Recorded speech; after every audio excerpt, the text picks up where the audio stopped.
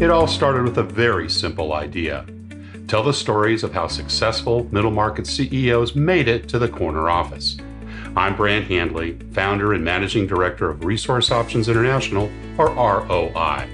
We're the USA's premier executive search firm focused exclusively on empowering middle market companies to attract, hire, and retain A players while transforming top executives' careers and lives.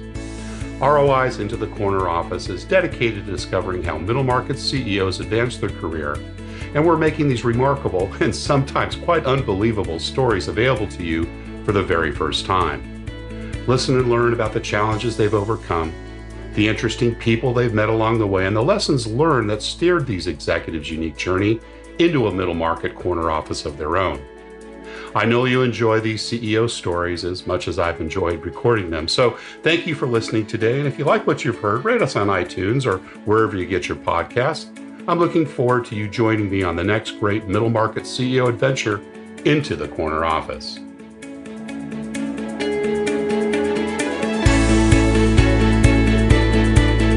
My guest today is CEO Skyler Ditchfield. Skyler is the co-founder and CEO of GeoLinks, the fastest growing WISP in America. With both a passion and dedication to closing the U.S. digital divide, Skyler is determined to bring connectivity to every unconnected anchor institution in America over the next 7 years. Skyler is passionate about cultivating the best company culture around, one that combines respect, collaboration, and a best idea wins mantra. Skyler Ditchfield, welcome into the corner office. Thank you. Appreciate being here. Great to have you here today. So I'd like to start these talking a little bit about the early years. Maybe you could tell us a little bit about where you grew up and what your family life was like. Absolutely. Well, I grew up divorced parents, so I grew up with my mom up until about third grade, at which point she wasn't able to afford us continuing to live on our own. We moved in with my grandparents and my uncle right around that time, and I lived on a 80-acre orange ranch, actually, Wow. with them, and went to school not too far away. Was that down in Southern California, or what part of the country? Mm-hmm. It was, yeah, Southern California. Yep. So had a lot of room to explore and go out there and be imaginative, but also, I think at the time, looking back on it, I was a little resentful of not being in a neighborhood where all the other kids were to play. So I felt a bit lonely, but I think it lent to a lot of imagination and whatnot. And I didn't have any siblings. So, sometimes I was out to entertain myself for the most part. That sounds like you had a multi-generational family. That's kind of interesting with uncles and aunts and grandparents. Did they have an influence on you growing up? I did, yeah. So, my grandmother was a big influence. She was very stern, good guiding force when I was younger. And my uncle was absolutely fantastic. Set very, very good examples to me as a man and as, work ethic. He's a guy that worked day in and day out on the ranch, 16-hour days, sometimes more, 7 days a week. And, after, being a straight A student in med school at UCLA to stay out of the Vietnam War, he did that, and he was just a guy that did everything for everyone else. So he was a really amazing example for me. What were some of the lessons that you learned from your uncle? Hard work, dedication, honesty, doing for others. Almost I'd say to a fault. He does more for others than for himself. But, really, really set a wonderful example of what a really admirable human being is. Cool. This is your mother's brother, I assume. Yes, it was. And did mom work as well? My mom worked, she worked as a horse trainer at a local school. She did different things here and there, painted houses, a little bit of this and that, whatever she could really do from time to time to keep us afloat, right? Yeah. Who were some of the other early influencers in your life? My aunt, my mom's sister. So my co-founder is actually her son, my cousin. Oh. And we were 10 days apart in terms of being born. So we grew up together, and that was the closest thing I had to a brother. So we were very close. I spent a lot of time at her house growing up. And, so she was a big part of my life as well. Yeah. Tell us about your school years. Were you a good student? I was. So elementary school, I went to a small elementary school, about 120 kids. Good memories there growing up. Good student. I think I was second in the school in terms of our testing every year. There was always one kid that was one notch ahead of me by So a little education bit. was important. Was that something that mom and, the extended relatives, kind of modeled for you, or was it something that you kind of took on your own? I enjoyed testing. I loved being tested and, finding out how I did. I was never a big fan of homework or projects or things like that. I felt like it was honestly kind of a waste of time. If I mastered something once, I wanted to move on. I didn't want to do it repetitively. But my uncle was one that always sat down with me and made sure, are you doing your homework? Are you doing your reports? Do you need help? And was there to help me through that. So I'd say, I was a good student through elementary school, and things changed a little bit, through middle school and high school. We can go into that, I guess, too. Those teenage years can be brutal. Yeah. Not much contact with dad then after mom and dad split up? I did. I saw him. They had their issues that they, were working out in terms of how they got along, and that, definitely took a toll on my relationship with him. But I ended up moving in with him when I was 14. Oh, you did? That was really, really fantastic, and got to live with him and his dad, who was a wonderful, wonderful man as well. And again, a multi-generational experience there. Interesting. And what did dad do? What was his line of work? My dad, well, he'd been in multiple things. He was going to be a doctor when he was younger, went through med school and all that and residency, and then became a rock and roll photographer and toured with a lot of big bands in the 70s. And then he went into real estate and did that for pretty much the rest of his career, and had a real estate office in town. So he had the entrepreneurial spirit, I'd say, there as well. Yeah, sounds like it. And did he stay also in Southern California then? Was he nearby? Yeah, he was. He was in the same town. And what about activities outside of class? Sports, music, theater, politics? My grandmother pushed me into music when I was in elementary school. I played trumpet, and I think it was a good experience. It really wasn't my thing, but she was always all for experiences and broadening your horizons. So yeah, she was very much all about that. And going into middle school, I abandoned that, and I didn't really find my way into anything yet. But when I moved in with my dad, I had a desire to play basketball, and my dad was really good at sports. He was the first guy drafted to Major League Baseball out of our high school for the Royals, and ended up making AAA ball before he tore his shoulder. But he started coaching me in basketball, and that became a real passion of mine, which still is today. But injuries, plagued me, I would say, by the time I got to 18, pretty much thereon. So you didn't play college ball? No, I was hoping to, but I had a very debilitating back injury that summer when I was 18, and it's still something that plagues me today that I'm working with and considering another surgery on here soon. But I got into a lot into weightlifting that same summer, going into 10th grade, and that's been something that's been a passion for the rest of my life. I've stuck with the weight room, built a nice gym at my office, gym at my home, and that's something I just feel drive a lot of physical strength that translates into mental strength, and keeps you healthy and lets you burn off the stress of that you deal with a growing business, being a leader of a company. So that's something that I've really had a very strong passion for over the years. Awesome. What about entrepreneurial things? Anything you did younger? It doesn't sound like you were managing a paper route, not living in a neighborhood, but were there other things that you did during, those early years to, generate some spending money? Yeah, absolutely. So, funny you say that, is I actually did want to have a paper route, but due to my location, it was not really available to me. So, from a young age, I went over to my cousin's house a lot, and he lived in a neighborhood. So we sold things on the side of the road, whether it was lemonade, hot dogs. Cool. We painted the little oak balls off trees, you name it, what we could get our hands on. We sold it. And we went door to door, always with that entrepreneurial drive, doing anything I could to make money. We had a little playhouse in the backyard that we'd paint different objects, make little handmade things, and try to sell to our own relatives there. Sure. Usually they had to pay a premium versus the legal industry. That's the way it works. Very elastic in terms of price, right? Exactly. And what did you spend your spending money on? Was there certain vices that you had at that age? Were you encouraged to save and put it aside? I had a tendency to saving. I'm sure there's things that I probably did spend it on, but it was usually like save up and save for something significant and good.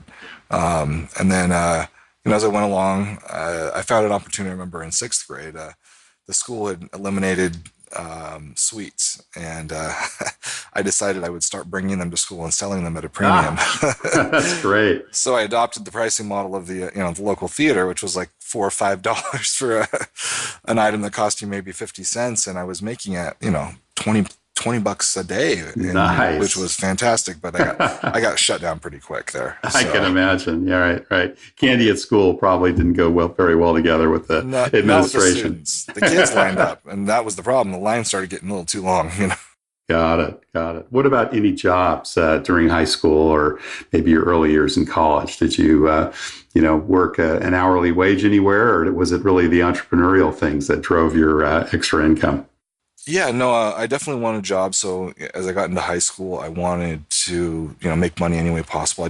I bought laptop computers off of online classifieds, which was America Online at the time. Sure. And I found that there was about a 30 to 50% markup selling them in the local paper classifieds at the time, just due to the different competition. So I was reselling those. I took my first job, I think it was age 14, as soon as I became eligible to work.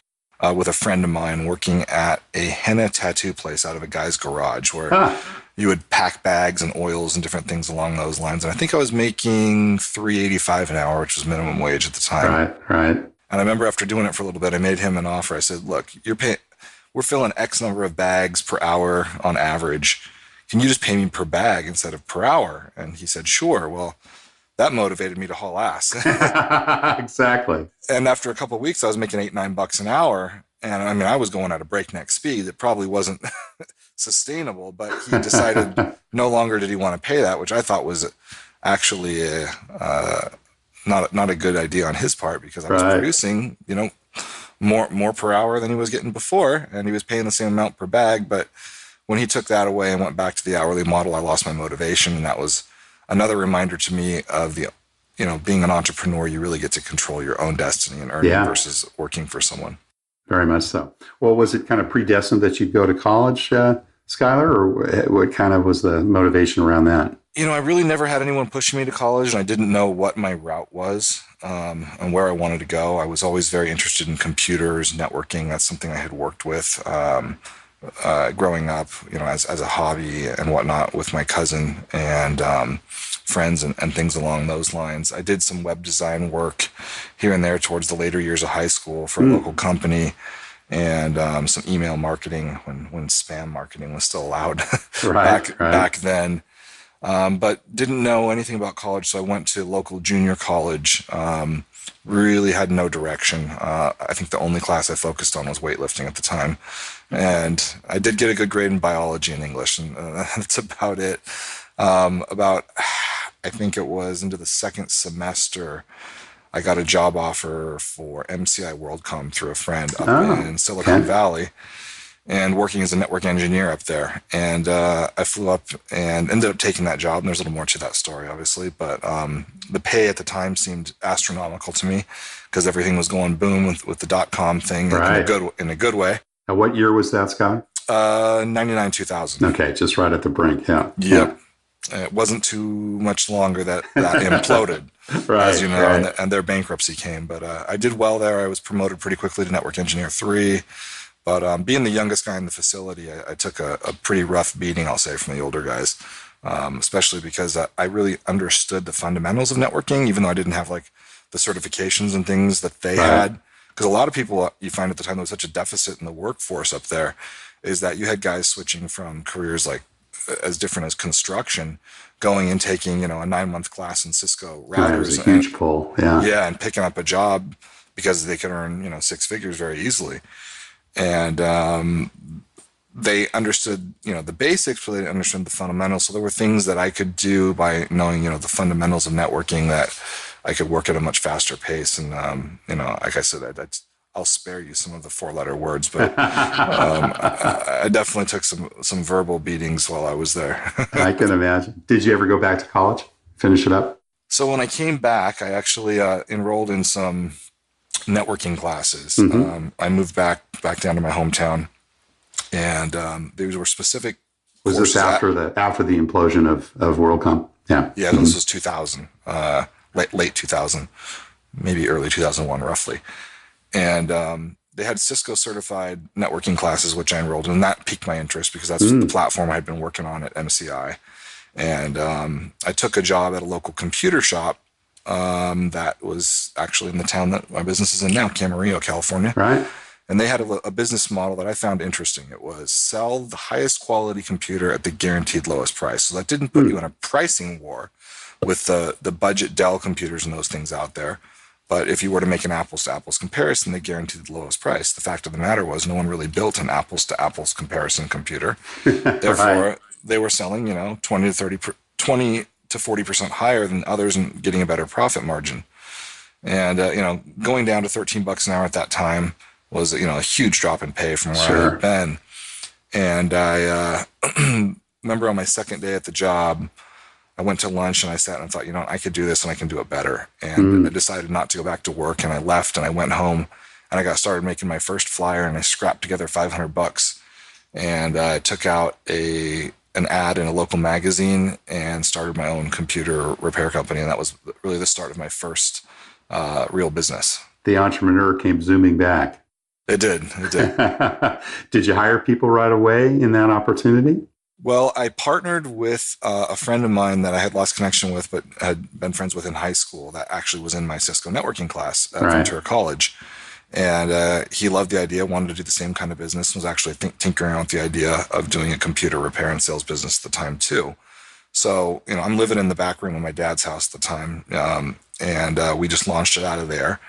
And, got my first few computer sales, started doing some repairs, $25 an hour we were charging at the time. Things started taking off, and we knew we needed a retail space. And we were in a small town of about 8,000 people. And there was an old record and VHS store. And I remember I went over to the guy, and he was right on the corner of a busy street corner, and he had one little room that was 120 square feet, all glass in the corner. I asked him if I could rent it from him, and he said, "I'll make you a deal. All these VHSs, they're not selling or renting anymore. If you clean them all out and put them in my storage, I'll give you 2 months free rent, and then it's $150 a month." And I said, deal. I went and got some friends and cleaned that room out, and I borrowed a few bucks here and there from people, and we stocked it with everything from, recordable DVDs and CDs actually at the time. And different consumable items like that, because in the small town we were in, the next closest town was about a 25, 30-minute drive. And those items really weren't available anywhere. And I'll tell you, the first month in business, we did $10,000 in sales, and I was blown away. Awesome. That's great. And that business was off and running at that point, which ended up riding out till about 2005, 2006. When was the first time you started managing people? Was it in that opportunity? It was. So not too long after, I want to say 3 or 4 months into running out of that little room, the guy said, "Look, I'm going out of business. Do you want to take over the whole building?" Which was about 900 square feet. I said, "Absolutely. Let's do it." And we stocked it up. I borrowed a little bit of money from my uncle and a couple other people, a couple $1,000s to help stock it, and hired my first employee not there long after. Had 1 or 2 employees for the first bit, and ended up growing at the peak of that business when I exited in 2005. I think we had 11 employees. Yeah, cool. What were some of those early lessons you learned in management? It's very different early on to like where a business I have now, where I have a 40,000 square foot facility and, 60 employees distributed all over. There, I was really working hand in hand, side by side with those people. And it was really, honestly, just picking people that you wanted to be around and be in a small, confined space with all day, but also knew the craft and knew the trade. And were honest, good people. So, I had a few come and go just because we just kind of didn't mesh, I guess what you would call culturally or, socially, so to speak. Or they didn't do the job quite well. But I found I could teach them as long as they had the right attitude. And I think that's the main thing that translates today is the right attitude. It doesn't matter if you've got all the skill sets or the knowledge, but if you've got the right attitude and you're willing to learn, that's what's going to make that person work. Yeah. How would you say your leadership styles evolved over time, Skyler? So my leadership style has been, I was never a person that wants to be forceful or someone that wants to come down on people and, set rigid ways that you have to work within. I've been pretty loose, and I've learned that that doesn't work always. And I've had to be a little more rigid, over the years, and get to more structure than I had initially with my smaller businesses. Right. So that's evolved. But my management style really is to enable people to be the best that they can be. I tell everyone, I don't want to be your boss. If I ever have to be your boss, something isn't working here. You need to be able to do your job without, being disciplined for not showing up on time or not getting things done on time, etc. That's just not going to work for me. Right. I don't want to feel like I'm your boss. I don't want you to look at me that way. Obviously, we've all got roles and different things to do, and when it comes down to it, I am going to, dictate the direction of the company. But I want your input. There's one saying we have around here is best idea wins. Everyone from, our entry level people to middle management to, different levels of staff. We have ideas at geolinks.com email address they can send in to.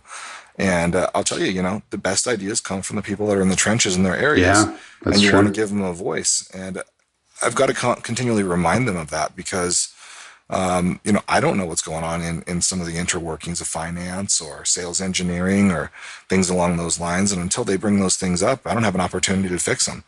So I really just want to be relatable.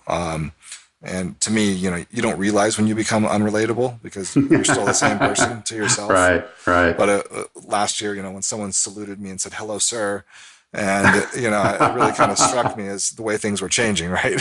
Right. How do you decide if it's time to micromanage someone or stay out of the sandbox, so to speak? That's a good question. And, I've had a few times where I've gotten into micromanaging people, trying to save them, so to speak. Yeah. And it's because I liked them on a personal level, but they were struggling in their job. And you know what? Every single time it hasn't worked out. Yeah. It's ended up just prolonging the inevitable. And so I don't feel that it really works, and I probably should have let them go sooner. I do believe that you need to give them a fair analysis and let them know where they're going wrong and give them a chance to fix that. And if you can give them some help in that direction, but continual micromanagement, I just don't feel works. So your style is more of kind of setting the general direction and hiring people that have the competencies and give them the rope to hang themselves or give them enough latitude to get the job done. That's exactly right. Yep. Give them the rope to get the job done or to hang themselves. That's right. One thing or the other. Yes. Let's talk a little bit about building culture. You've done some amazing things, your entrepreneurial adventures from just a kid to, your present day, very successful company. What are your thoughts on building a company culture and how do you go about doing so? Well, it comes down to the people. The people create your culture. Obviously, you got to set the tone and pick the right people. And when you get the wrong people, you need to get them out sooner than later. So, like what I was talking to before of, not wanting to be anyone's boss, wanting to enable them to do their jobs, give them the flexibility to come and go. I tell people, if you need a personal day, take it. I don't want to tell you that you can't get your job done in another time or within these strict, rigid hours. Now, have I had people that have abused that over the years? Absolutely. The fact is, you got to find those people, give them one chance to correct themselves. Everyone's due a second chance. But if they're, rubbing people the wrong way or just not the right personality you want in the building, they're toxic. A bad personality will infect a lot more people than a good personality will. Sure will. Just like the old saying goes, one negative customer tells 7 people, and you're lucky if a happy customer tells anyone. That's right. You've got to get them out. So it's really key on picking the right people because those people create your culture and they contribute to your culture. And I think really enabling them to contribute to the culture is paramount. And I had a good learning lesson this last year. We had outgrown our smaller building that was about 8,000 square feet where we were all packed in together shoulder to shoulder. And we felt like everyone was getting on each other's nerves, being on top of each other, but we were working really effectively and really efficiently because there was something about being in those tight quarters that created that startup drive and mentality and that, the culture in many ways, right? Yeah. So I moved to this 40,000 square foot amazing building. We got an indoor basketball court, a gym, a movie theater, a game room, pool tables, video games, you name it.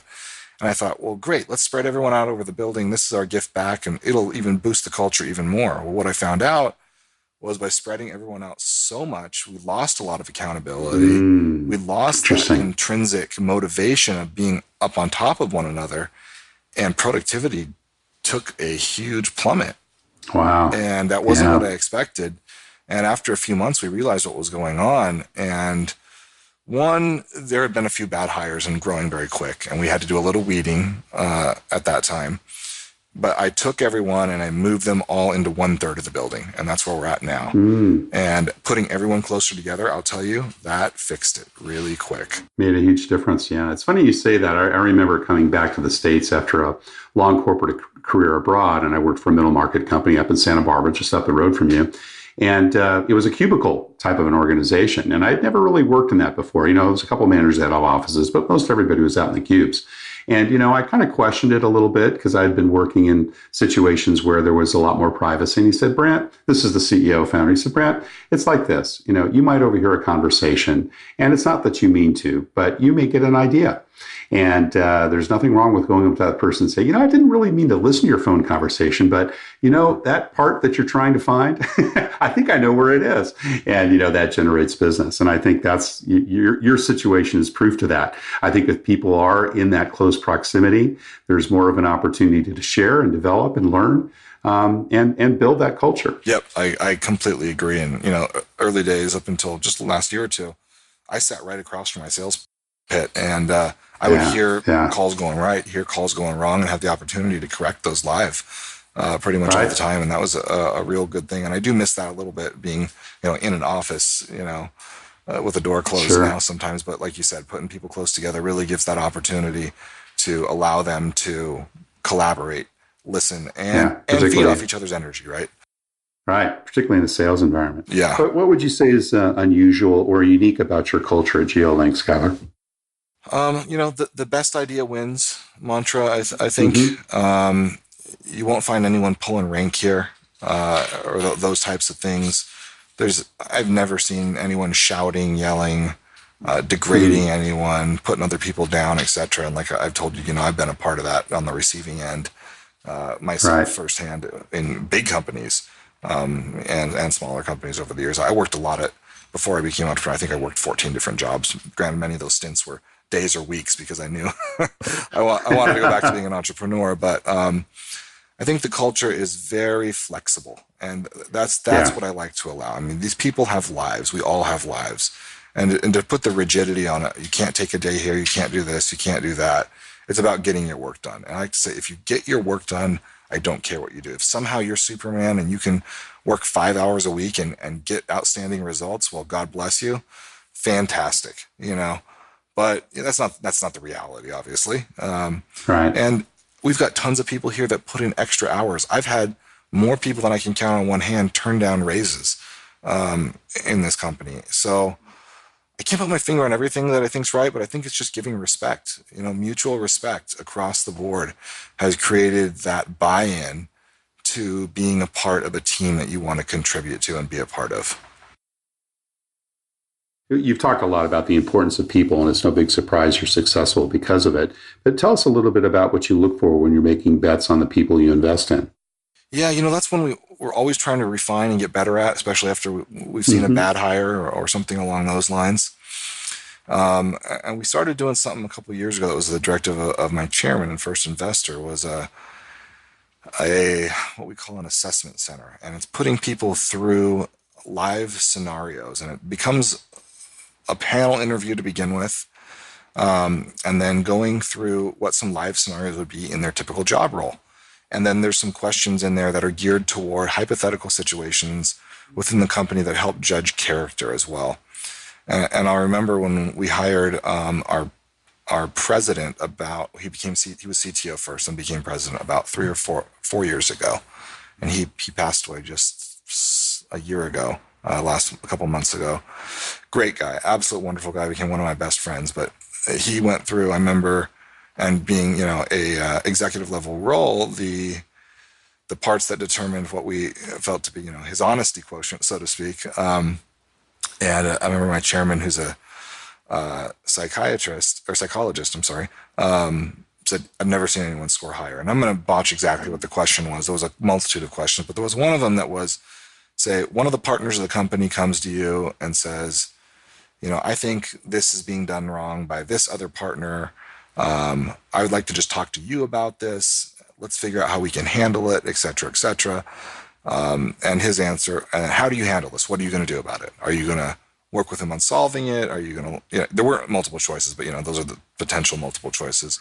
And his answer was bring everyone into the room, bring everything to light, and make everyone talk about it, and bring everything in the air and don't hide anything. And that was the best answer you could possibly get, because it showed complete transparency and honesty. And he proved to probably be one of the most honest men I ever knew in my entire life. And that was fantastic. So those are the qualities we look for, is really the desire to learn, honesty, integrity, and the desire to put the effort in and be a part of this team. Like I said, we can teach some of the other stuff. 90% of the people we have here never been in telecom before. And, that actually, I think, is a benefit, because we did hire some people that had long-term telecom experience, thinking that was going to be a solution when we could afford them. And we found out, unfortunately, they brought a bad habits along, old habits of big carriers, and it was literally impossible to unwind those. Yeah, interesting. The middle market company I was referring to was in the telecommunications space up in Santa Barbara. And I had never worked in telecom either. And I remember telling that to this founder CEO. He says, Brant, don't worry about that. We're really not in the telecom business. We're in the customer service business. That makes a lot of sense. And I knew a lot about customer service, having worked for Procter and Disney. But I think that's really important to understand your role. Do you have like mission and vision statements, Skyler? Is that something that's big in your organization, or is it more kind of a word of mouth in terms of what the company stands for? No, we do have one, and that's treat every one of our clients and interactions as you'd like to be treated. And that's the same way I live my life. If you're going to work with someone, put yourself on the other side and treat them how you'd like to feel that experience work out. And I think if you do that every time, it's going to win, even if that person doesn't receive it, the right way. Skyler Ditchfield, you've been very, very generous with your time, and we've just got one last question for you, something we like to ask all the CEOs, and that's, what career and life advice would you give to someone who has their eyes on the corner office, or in your case, wants to be an entrepreneur? Absolutely. Well, I've never worked my way up to the corner office, through a traditional one. So You've created it, right? I've created it, so I can't tell you that one. I have worked with people that have, but in regards to being an entrepreneur, I think you need to have deep belief in yourself. You need to understand all facets of your company. You need to be able to, number one, sell your own product when you're getting off the ground. And I'm referring to myself and, not having much startup capital where you can't go hire people. So you need to be able to sell your own product. You need to learn and know your accounting, at least your basic accounting, because you're going to be dealing with money. And if you don't keep your cash straight, you're going to be out of money quick. After that, I would say whatever you forecast and project to be your turning point where you turn cash positive, triple that time frame and make sure you can make it to there, because nothing will go as you expect. And you will have a lot more pitfalls than you plan for, but there is no failure until you choose to fail. So if you're going through a tough patch every single time, I've gotten down and bummed out, but I've pulled myself out of that and motored along and got through. And once you come out the other side, there really is something better on the other side, including the lesson that you learned from being, going through that rough patch as well. Well, Skyler, once again, thank you so much for your time today. Oh, it was my pleasure, Brant. Thank you for having me. Thank you for listening to Into the Corner Office with Brant Hanley. We hope you enjoyed hearing our guest CEO story as much as we did. If you want to hear more CEOs reveal their journey into the corner office, please subscribe via iTunes and tell your friends and colleagues. For more information about Brant, Resource Options International, and the mighty middle market, visit www.goforroi.com. We look forward to having you join us for our next episode.